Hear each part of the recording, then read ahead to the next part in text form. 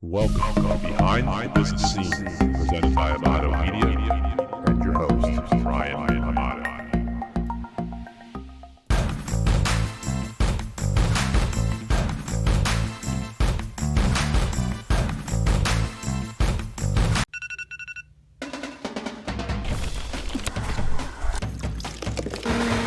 Hit your feet, let's go! Let's go, baby, come on!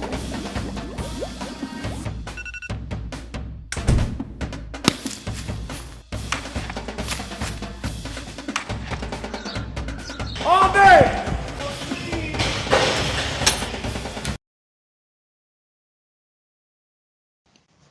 All right, here we are.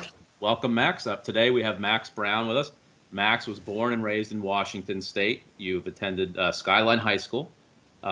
In high school, this is crazy. You completed 73.5% of your passes for 12,951 yards. I had to check this twice, and 146 touchdowns. You were the winner of the 2013 Hall Trophy in the U.S. Army All-American Bowl. Correct? You Yep. Oh yeah. From there, you went to USC. You selected USC over Oklahoma, Washington, and Alabama.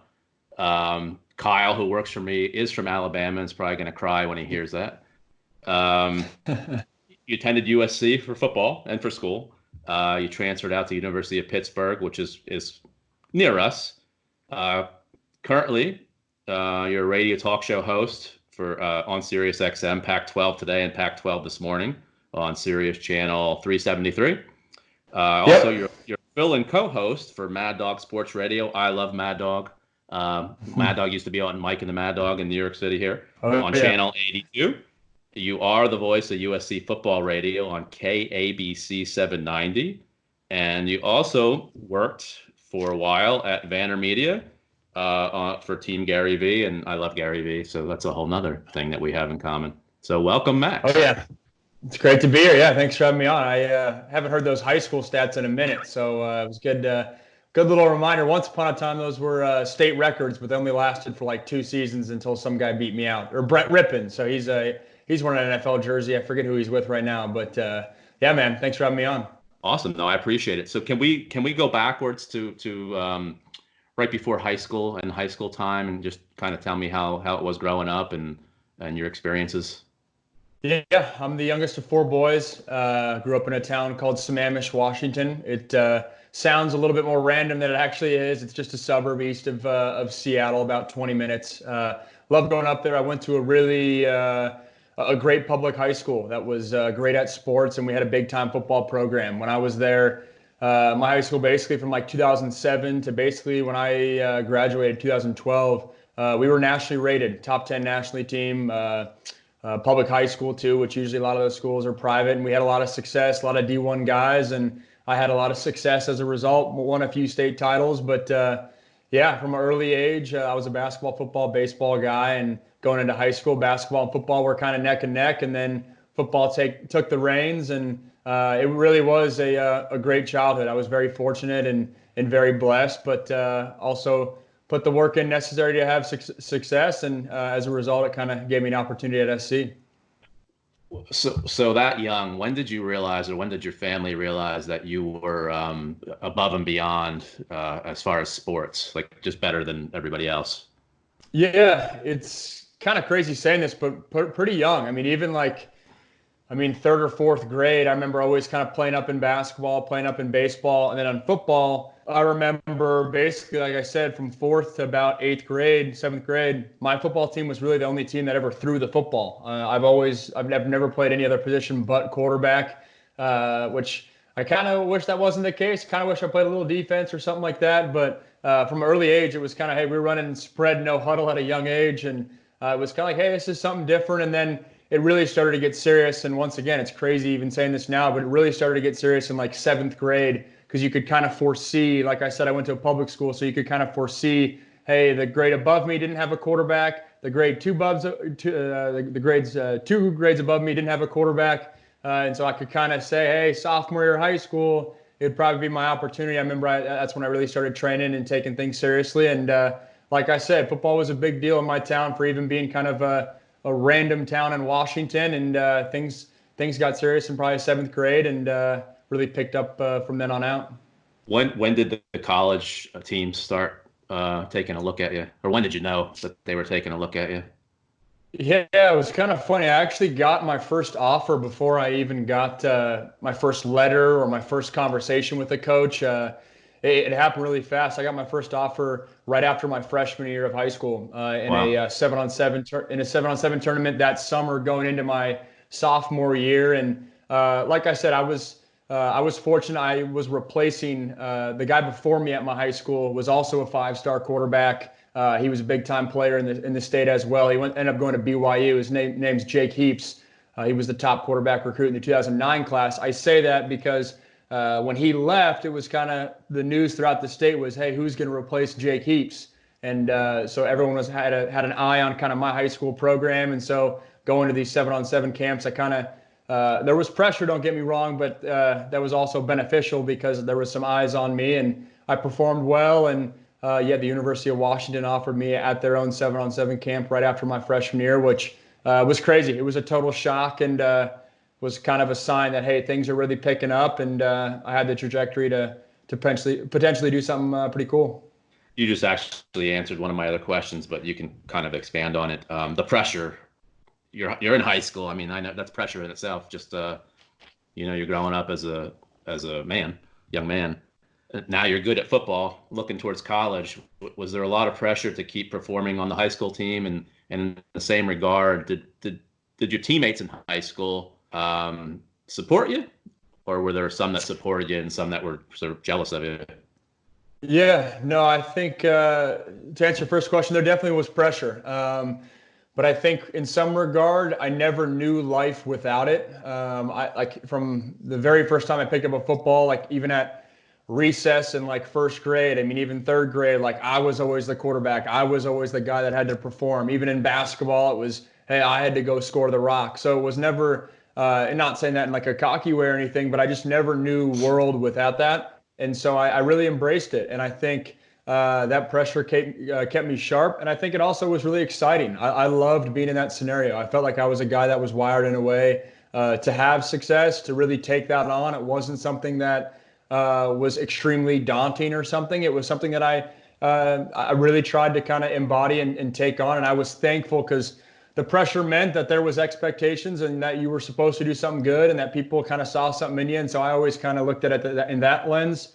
And then your point about the friends and whatnot, I have been very fortunate. I have, to this day, some of the best friends. I'm still super close with nearly like a dozen of my high school buddies, all of which it's coming from that high school football system. We all had a lot of success, and that bond kind of, even I just turned 25, that it still holds true today. And it's my 3rd public school reference, but I think that's what's special about a lot of those guys I played with, I grew up with since I was in 1st grade, and always tried to kind of pride myself on when I was getting all the accolades and kind of was on the top of the world, to still kind of be true to myself and be a good dude. And even when it wasn't football, just go out and hang with the guys and be one of the guys.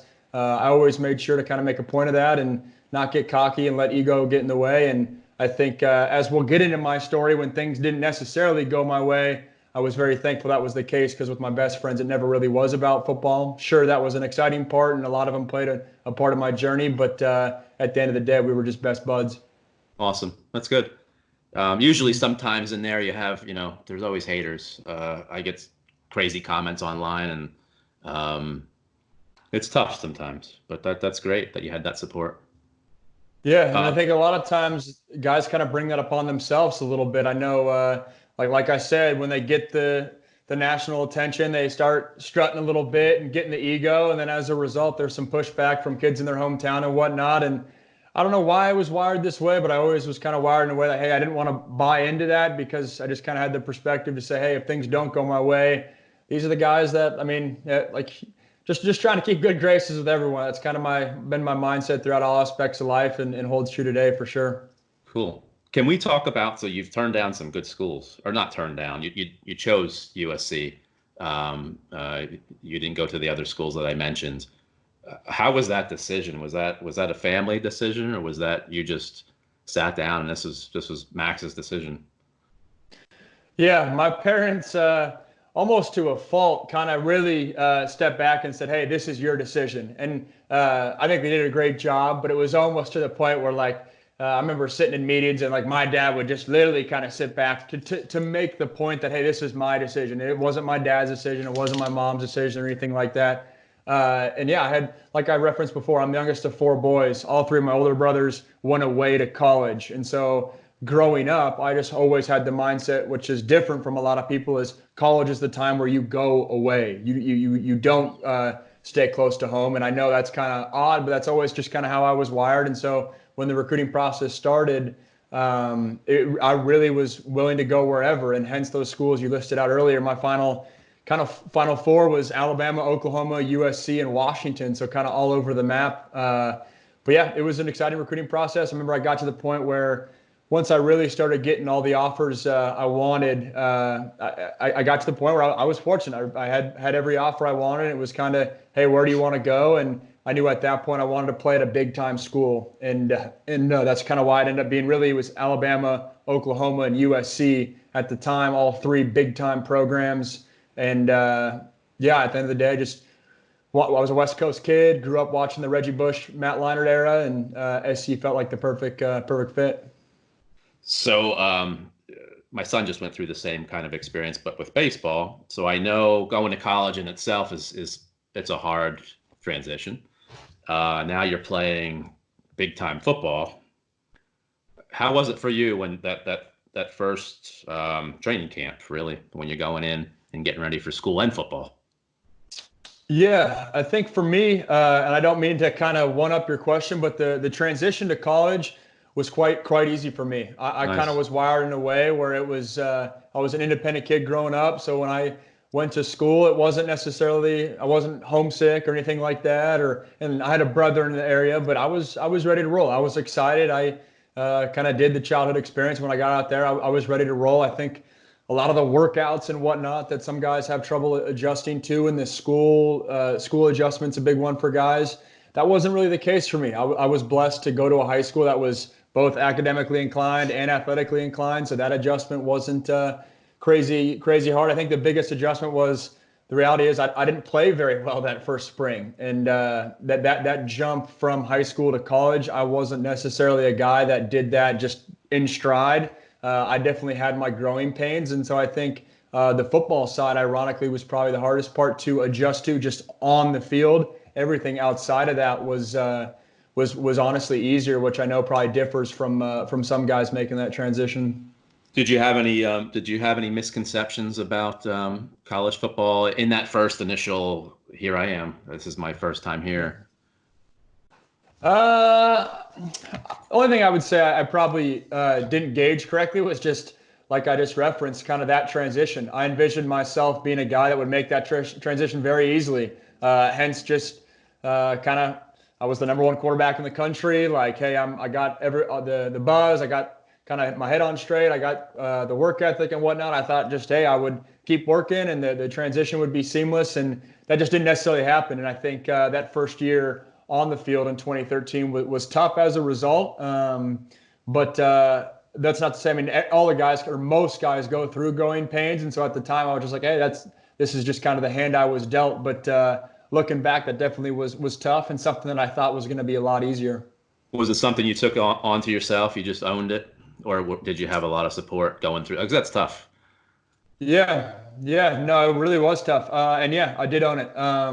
It wasn't necessarily something that I was kind of, I know for me looking back, I wasn't really like calling my parents and letting them know every single nuance, because at the time when you're living it, I didn't want my parents to like worry or anything. And like I referenced, I just thought that, hey, like I redshirted that year. I thought, hey, this was just, that's why you redshirt. It's kind of to get through those growing pains across all sports. That's kind of why redshirting exists. And at the time I was like, hey, this is why this is in place. And in large part, that's kind of what it was, is, hey, my redshirt year was a lot of just kind of going through growing pains. But I really kind of took on it internally. And then and then eventually, like a year later, when I really wasn't where I wanted to be on the field, I ended up seeing like a sports psych and whatnot, just to kind of have someone else to talk to. And I don't want to make this sound more like daunting than it was. It was just kind of like, hey, I wasn't really playing the way I wanted to. And wanted, like you said, kind of a third party to talk to kind of, I don't know, unload my thoughts on. And that was definitely helpful and allowed me to start playing some good football.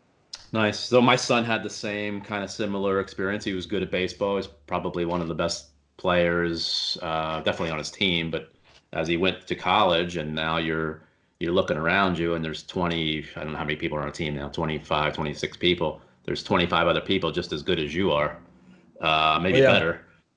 So that was a tough one, and he didn't play, his first year much, even when he thought he should get an opportunity. But you just got to stick it out and go from there. And I'm sure it's not just you and him. There's a million young kids out there who go through the same thing. Were you promised things coming out of high school when you were going through the recruiting process that just never happened in college as football? Yeah, not really. I mean, I was given the company line of we promise you an opportunity to compete kind of thing, and I definitely got that opportunity to go out there and try to make something. But in terms of being promised a starting role or promised anything like that, nothing like that. Right before I committed to SC, I asked for the jersey number 4, and Lane Kiffin agreed to that, and he held true to that one. But outside of that, nothing major. No, and you've had a couple coaching changes in that process as well. I mean, that has to affect you in some way.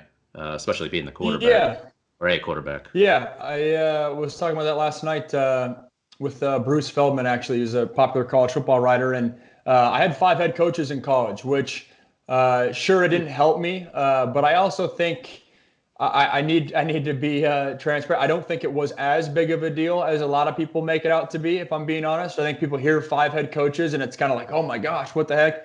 But there comes a point where you really just kind of get used to it. After really head coach 3. Once you get to head coach 3, 4, 5, you just kind of get used to the fact that, hey, you're going to have a new offense and a new head coach. And so many of these guys, especially in football, I can't really speak to other sports, but football, so many of these guys are wired in the same way. Their meetings are the same. The way they talk is the same. It's the little nuances that make their programs different. But sure, it didn't help me. I'm not going to sit here and say it wasn't a factor. Sure, it was definitely a factor. But was it absolutely groundbreaking, end all, be all? I don't buy into that, to be honest. Nice. So if you could take us through the years at USC before you ultimately decided to transfer out to University of Pittsburgh, just let me know what's going on. Let everybody know what's going on in your head at that time. Yeah, I'll go. So I graduated high school early, and I graduated high school in December of 2012, and then enrolled at SC January of 13. So I missed out on the back end of my senior year. But the reason I wanted to do that was at the time, for your listeners, remember like Matt Barkley, he had just graduated, and I came in with the mindset that I was going to replace him. And it was me battling with 2 other guys that were 2 grades above me. And I fully intended to go in there and win the job as a true freshman like Matt Barkley did, and kind of play 3 years and right off into the sunset and get an NFL opportunity. And that didn't necessarily happen. I battled that spring and then lost the job in fall camp. And so I was actually the 3rd string that true freshman year, like I referenced. That was 2013. Then Lane Kiffin gets fired. Coach O, the ever so popular Coach O, came in for a few weeks. He was my head coach for a little bit. He did not get retained. Then it was they hired Steve Sarkisian from Washington, which going into the 2014 season, that was a great sign for me. He was actually the first coach to offer me hence our conversation about 15 minutes ago.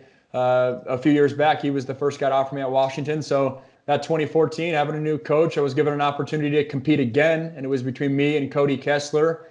Cody Kessler's the 3rd string quarterback for the Patriots right now, and we battled it out in the spring. I lost the job again to him then. He was the returning guy. He was a good quarterback, obviously playing the NFL, and so I was the backup there.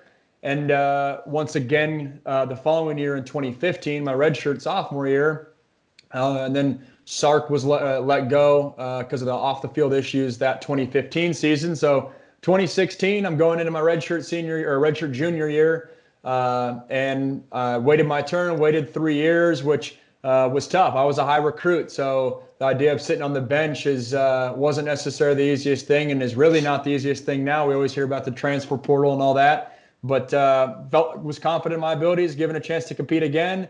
This time I was competing against a guy by the name of Sam Darnold, who, if your listeners are football fans, obviously he's a popular name right now. Great dude, one of my buddies today. But we battled it out all through spring.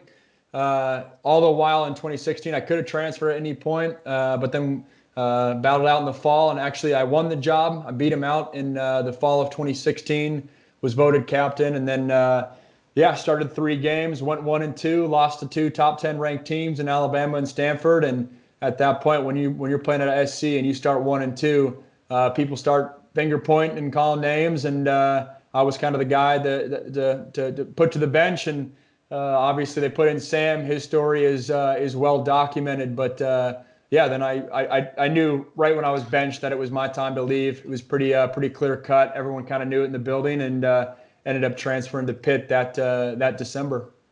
How did you make that choice to go to Pitt? Yeah, it's kind of funny. Like I said, when I was benched, this was a long time coming. I was there for almost 4 calendar years. So the second that I was benched, I knew it was time to go. And I remember sitting on like a Sunday in October and got out a big whiteboard, and really I researched every Division I school in the country. And from my Google research, I kind of tried to piece together which schools would want a quarterback or could need a quarterback just on the surface. Obviously, I don't know the ins and outs of every program, and I kind of got a list of 12 to 15 schools. And I did, at the time, it wasn't the transfer portal, but the process was still the same. And I went to my compliance office and got my permission to contact other schools. And it was really weird. Like, I would go to practice at SC, get out of practice, and then talk to head coaches at other programs, kind of thing, prepping for the following year. I talked to a few schools. At that point, I wanted to see who came to me that fall, just because that was a data point, right? If they're coming to me, that means they're interested. And Pitt was one of the schools. There's a few other schools out there, and I made the decision in December, and I made that decision quicker than most, because I wanted to enroll that January to be there for a full year and get to know the guys and win the locker room and be there for spring ball and all that. And at the time, Pitt had the number 1 offense in the country. They were a top 25 team. They were coming off a big year where they beat Clemson. It was like James Conner and Nate Peterman. They had former transfer quarterbacks. So at the time, it felt like the perfect fit. And actually rocking the T-shirt, just got out of a workout. So yeah, perfect. So that's a big choice you made, and you took that you did that yourself again. So no. Yep. You owned it. I would say this time, obviously my parents were there and stuff like that. This time my parents really took a back seat, and at that point I'm really kind of a grown man. I was 21, 22 years old, and was well versed in the scene, and I wasn't really a kid anymore, but my older brother helped me out a lot. He was in the LA area, so like I said, it was weird. Like I had my apartment at SC, and then I had an in-home visit with Pitt as a SC enrolled student, which was kind of goofy. And he was out here and helped me a bunch. But that process, I leaned on my high school coach, both when I was a high school recruit and then also in the transfer process, because he still has his connections and whatnot. And the transfer process is really kind of uncharted territory. So I was well equipped to take it on, but it's definitely a daunting task for sure. Okay, so you made the switch. You went to Pitt. You enrolled. Through all this, you still have school. Yeah. So it wasn't just about football. It was about school as well. So how was that going while all the football stuff was going on? Yeah, school was great throughout it all. I'm not like a bookworm or anything, but I'm a guy that kind of puts in the time to have success and get it done. And like I said, I graduated high school early, so that gave me a head start academically as well. I got a full semester and a summer under my belt, so I actually graduated college in 3 years. So I graduated in December of 2015. So I could have grad transferred at the very beginning of my redshirt junior year, which is a lot faster than most guys can. We saw it this year a little bit with like a Joe Burrow, but even him, like I was a semester bumped up than him. And that's kind of the beauty of graduating early. And as a college football player, they pay for summer school. So you can really use the system. And so that was good. And then all the while when I went to Pitt, got my master's in marketing there. It was a year-long program. And then I also got my MBA from SC as well. So I really kind of use the program to my advantage, and I talk about it a good amount. I'm not a guy that's like, sure, I enjoy learning and kind of what comes with that, but I'm not a guy that's super eager to go to school. I just knew the system, and I knew that if they were paying for my school, might as well make the most of it. And now sitting at 25 with an athletic career that didn't work out professionally, I'm definitely thankful I did that. And you just led me into my next question. So you transferred over to Pitt, and you're coming into training camp. Could you take us through those games ultimately before you had your injury? Yeah. So both my redshirt junior year and my redshirt senior year, both times had opportunities to play.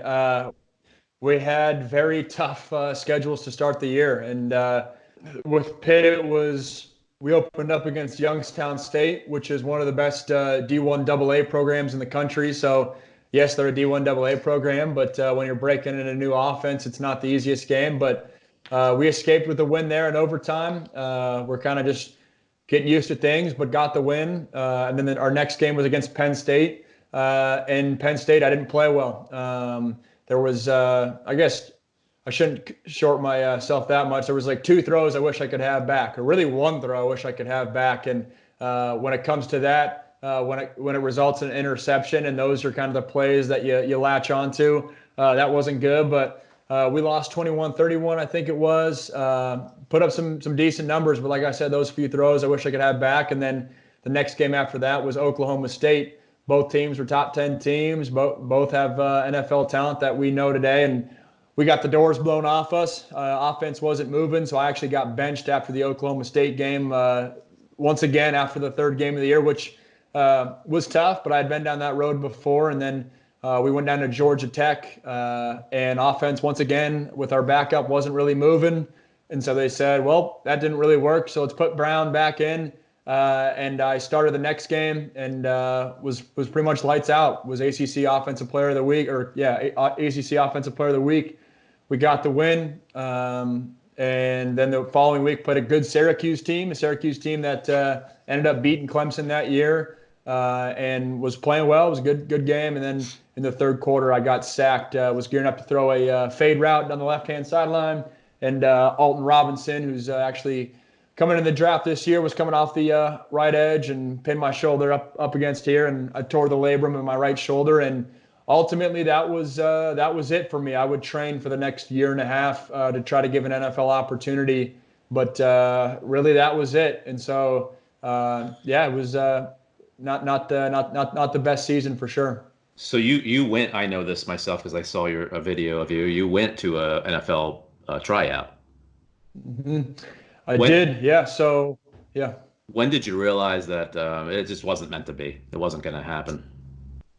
Yeah, I think looking back, the doubt probably started to creep in kind of right when I had the injury. I mean, everyone always says, hey, no doubts. But I think when it was my right shoulder and just kind of how my playing career had kind of played out, just the fact that I didn't have film and it was going to be such an uphill battle from there. I knew the odds were stacked up against me right then, but when you're in it, you don't lose faith. And I worked back and tried to make things happen. But I remember my surgeon basically said, hey, you'll be back in kind of 8 or 9 months, which looking back was crazy. There was no way I was coming back. But when that 8 or 9 months happened, and it was basically kind of July of that next year, and I still did not feel great, and I still was not really close to playing in a real life football game, that's when I really started to kind of have some concerns. And I trained for another like 6 months after that, but that was kind of the point. It was also the point because I was invited to 5 or 6 NFL rookie mini camps, but obviously couldn't play, and that was like May, June timeframe. And so when that window passed, and then July happened, and that was kind of the 9-month mark with my shoulder, and I wasn't ready by then I knew, hey, it was going to be tough. And ended up having workouts like you referenced that December with the Redskins and the Steelers, so about 4 or 5 months later. And I was able to throw and function and whatnot. But when you're an undrafted free agent, you got to blow the doors off for these scouts. And while I could hold my own, that wasn't the case for me. And you decided that was it for you. It wasn't, you weren't going to keep tackling it per se. Yeah. No, so those workouts happened literally like the day before Christmas. That workout, or 2 days technically, but those were like 22nd, 23rd. So I did the workouts, and those workouts were awesome. I mean, at the end of the day, I envisioned myself being an NFL starting quarterback, but still having those workouts was cool. It's a dream come true, and so that was exciting at that point. And I was proud that I kind of had made my way back. But then I kind of went home for Christmas and stayed by my phone for a few weeks. Went on a little vacation that I had planned months back, and then when I kind of got back and really resettled in things, and it was kind of mid-January, and at that time the AAF was rolling, and I really hadn't got any traction with that league, and so I kind of waited until right about now, and literally kind of early February of last year, I really kind of sat down with myself and said, it's just not happening, and not happening just because of my shoulder, but then that kind of drained into my heart and my brain, and I felt like I genuinely had nothing left to give. And I talk about this a bunch on my social media, and for your listeners, I'd encourage you to check it out. I've leaned into a lot of these subjects we're talking about, and there's always another rep, always another surgery, always another season and whatnot, but there's the line I always use is there's not another life. And I really wasn't happy with where things were at. I was a guy that always kind of prided myself on not getting out work, so there was no regret, or there was no, hey, I left this stone unturned. And so I walked the game. You better believe I was fired up and kind of pissed that things didn't work out. But I left with peace, knowing that I did my part, and things just didn't really work out. I mean, that's a great story, and we'll throw all your links up so people can take a look at you, because I love all your stuff. You stayed so positive. Yeah, that's a great story for other people. Yeah, I try to stay positive, but I also try to stay realistic. And some of my posts are pretty brutal, but there's a positive undertone to it all. Just because, like I referenced, I just turned 25, got a lot of life ahead of me. But my story, I mean, I tell it in kind of a lighthearted, positive manner, but a lot of those things, those are tough times, and those are times where a lot of guys that have gone through something similar have gone down a different path, a path that's really altered their life in a negative way. You mentioned this podcast started with kind of talking about pressure and all that stuff and expectations. There's a lot of guys that struggle with that out there, and especially we live in a day and age where social media is front of mind, and everyone knows every recruit in America, and they really hype them up to be way more than it was 2 decades ago. And when things don't work out, that fall is really far and is hard. I experienced that, and so I try to lean into that and kind of whether it's athletics, whether it's music, whether it's academics, whatever it is. I think people can pull stuff from my story, and it's been awesome kind of sharing that and getting that feedback. So football is done. It was done. What did you do right after that? You were done with college. You graduated. Where did you head from there, work-wise? Yeah, so I basically decided that football was going to hang up the cleats, and then a few days later, about 3 or 5 days later, I made a call, had a contact that was close with Gary Vee, Gary Vaynerchuk, for your listeners. I was a Gary Vee fan. Sounds like you are as well. That whole fall of 2018, my morning ritual was make breakfast and then watch his YouTube videos. And I became a fan probably a couple years before that. I really gravitated towards his optimistic, kind of like we were talking about, optimistic undertone. But he keeps it real, and it's blunt, and it's not this whole life is all sunshine and rainbows. No, this life is work, but it's awesome, and we're blessed to be here and have a lot going for us. And I just love the way he talked, and I also loved his business mind as I was kind of transitioning into that world and transitioning into the content producing world. And I just got to the point where I said, hey, I want to kind of shake up my life. I want to go work for him. I was sitting in Los Angeles at the time, and was like, hey, can I go out and work for you? And I was fortunate to get an opportunity to go out there and work for minimum wage, but it was awesome. I was part of his team, ended up being a part of his team for a full year, but really just packed up my bags once again, similar to what I did a couple years before, going to Pittsburgh, and moved out to New York and just kind of made it happen. Could you tell us anything about that whole? So I love Gary Vee. Honestly, my son loves him. Is there anything that we have misconceptions upon? Everything that I see. He has so much content. And you work closely with him. No, Gary's awesome. And in terms of misconceptions, it's really hard just because he has so much content out there. Like what you're seeing in the content, that's him. I mean, you can't really hide when you're getting filmed 7 hours a day. But as you know, and as I'm sure if you're a listener who's a Gary Vee fan, Gary's a polarizing guy, and a lot of people push back. I have loved ones in my own circle that push back a little bit on kind of what he's about. But I always kind of say, if you're pushing back on Gary, I don't think you're really listening to all of his content and his message. I think you're hearing just his tone and not his words, or you're only seeing certain bits and pieces here and there. But Gary, he's got a huge heart. He's as generous as anyone I've seen. He's as hard as working of anyone I've seen. I mean, if not the hardest worker. Everything he says and preaches and does, it's real. And that guy's schedule is crazy. He's as busy as anyone I've ever met. I mean, you're talking about his whole day is planned. Everything down to, hey, he has a 6-minute shower or whatever it is. I mean, the guy's a machine, the guy's a beast, but it's all coming from a place of love. And I challenge you, if you don't like Gary, give him another chance and really dive into his content, because his content, I have found in my personal life that a lot of people that do not like Gary are the exact people that need to hear Gary, because I think a lot of his content is kind of directed at people that might be living a life of bitterness or regret, or kind of shortchanging themselves, and could really use some of the messages that he preaches. Oh, absolutely. No, he's definitely helped me personally. Well, he doesn't know that, but he's helped me personally deal with anxiety about people hating and making comments on your social media posts. There's a lot of good things in there. Doing things without expectations is a big one. Not trying to do something just to get something out of people. I love that one. Yeah, absolutely. Yeah, so that's awesome. So you're not there anymore.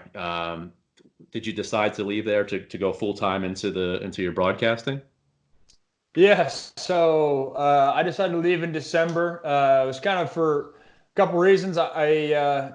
New York had kind of run its course for me. I went out there and it was an awesome year-long experience, but I have a serious girlfriend. We've been dating for 4 years or so. So that whole time I was doing long distance. Once again, we did long distance during Pitt as well, and some of the NFL draft training as well. So setting work aside on a personal level, I just wanted to get back to Southern California, closer to her.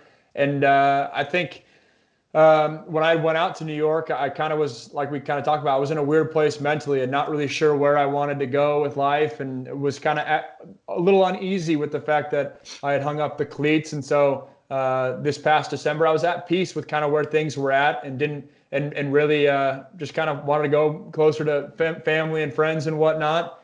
But then when I left, I was hoping, I had this one job that I was hoping would come to fruition early January. That hasn't happened. It's not that it hasn't worked out. It's just becoming a little bit delayed. So in the meantime, yes, I've been doing broadcasting full time for Sirius XM and a network called Stadium, doing some college football and basketball stuff for them as well. So that's nice. What it's turned into. But if I'm being honest, that was not the intended plan, and currently looking for day jobs right now.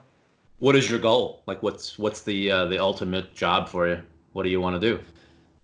Yeah, I want to stay in the content and branding space. If that intersects with sports, that would be awesome. But yeah, I know a lot of people kind of push back on the social media world. I really enjoy it. I think it's an incredible tool that we're blessed to live in this age, and I think it's not slowing down anytime soon. So I definitely want to be in that space and work with brands and kind of take what I learned with working for Team Gary, and just kind of whether you like Gary or not, you can't deny the fact that Gary's kind of leading the charge with social media and content production, and that's definitely the world I want to stay in.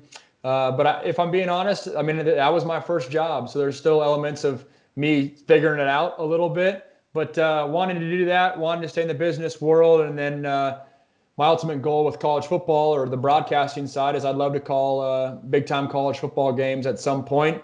But as we all know, there's only 15 football weekends a year, so it's tough to make that full time. But I would love to stay rolling with that every fall when it comes around. Nice.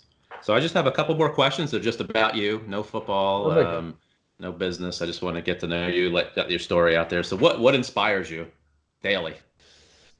Ooh, what inspires me? I would say whenever people ask me that, the word legacy kind of comes to mind. And it's kind of front of mind a lot with the news of Kobe Bryant, and rest in peace. But I think when you look at a guy like that, we all have a life and we all die and people kind of move on with their lives. But the ones that are able to leave a lasting impact and legacy and really making an impact in this world, that's something that I want to do. And I think when I get up, that's what motivates me, whether it's my social media posts, whether it's my business work, whether it's my broadcasting, whether it's just how when I run into someone at a Starbucks, just kind of what you are on a day-to-day basis. I think that matters to me, and just trying to make the most of this one life we get is a kind of an internal sense that drives me.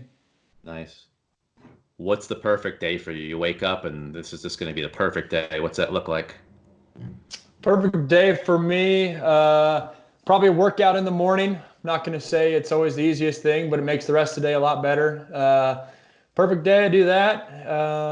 Let's see, maybe host a little radio show in the morning, and then I don't know. From there, I love my family and friends, so I guess an awesome lunch with family, friends, girlfriend, and whatnot. And then from there, let's see, being in Southern California, maybe going to a sports bar or something with buddies and friends and whatnot, and just kind of enjoying life and all that. That's probably the perfect day for me, if I'm being honest. But I also love the work. But when you talk about the perfect day, I would say it's probably a work-free day, just enjoying it with friends and family. Nice. If you could go back and change one thing, would you? And what would it be? I would not. I genuinely would not. When I look back at my story at every step of the way, with the information I had, I made the best decision at each point of the way. I don't look back and say, I wish I would have. But if I had to alter a couple things, I think looking back, I was in a quote unquote kind of rush to transfer to get into a program in that spring ball. And I think I overestimated the impact of that factor and maybe underestimated the impact of when you let spring ball play out, you can kind of get a clearer picture of where the program's at. And I think it would have been interesting if I would have waited. I don't know if I would have ended up at Pitt. I don't regret it. It was an awesome experience, but that is something I look back maybe a little bit, but genuinely, when I really don't regret anything and felt like I had the conversations I needed to have. I think maybe the better answer there is I was hard on myself. I think at times I've been a guy that's self-motivated and whatnot, and that's always great, and that's always a healthy mindset, or that's mostly a healthy mindset. But I think early on in my college career, that worked against me because I was so serious and so intense, and I wouldn't say I was a robot necessarily, but I was locked in, and I really treated every practice kind of like a game. And I think over the course of time, that kind of wore on me a little bit. And so I wish I would have just kind of enjoyed things a little bit more and not put so much pressure on myself if I had to do it over again. But the reality is oftentimes that's what makes guys great, and that's what gives guys success. So I don't totally regret it, but there's definitely elements of that for sure. You might have just answered my last question, but for somebody young, maybe they're a freshman in high school, they're good at football, baseball, basketball, they're heading towards college. What advice would you give them? Yeah, you're spot on. It's probably that. It's probably just enjoy it. And I think when I look back on my career, that's something I truly, when guys would come back and kind of give advice, that's something I'm not the first guy to say that. And I always tried to listen and really embrace that and say, I'm going to enjoy it. But I think, especially when the tough times come, it's really hard to. And I think at the end of the day, it ends for everyone. And there's really only one Tom Brady out there. I guess there's just a couple. There's Patrick Mahomes, there's Aaron Rodgers, there's Tom Brady, but there are thousands and thousands of other guys that don't make it. And it's not that I'm being negative, but I think when you only get one shot at this, stressing over the little things and kind of the what ifs and just kind of worrying in general, it's really not going to get you anywhere. And work hard, but also enjoy it and know that it's bigger than your sport. It's often a big reason why you have the relationships you do and the friendships you do, and just try to enjoy it to the most you can. Awesome. Well, I appreciate it, Max. It was great to have you on. Is there anything else you want to say? Where can we find you at? I'll throw all your links up here. Anything else you want to add? Yeah, I'm active on social media, and I lean into a lot of the stuff that we talk about. But yeah, you can find me on Instagram at Max Browne. Browne has an E at the end. On Twitter at MaxBrowne4. Browne once again has an E in the end. And then check me out on Twitter. I usually post the work I'm doing there with the various networks, and then hit me up on LinkedIn as well. I know that's how we originally linked up, and I'm willing to connect with whoever and shoot me a DM if you're listening to this and have questions or whatever. But no, this was awesome, Ryan. Thanks for having me on. I appreciate it. Thanks very much.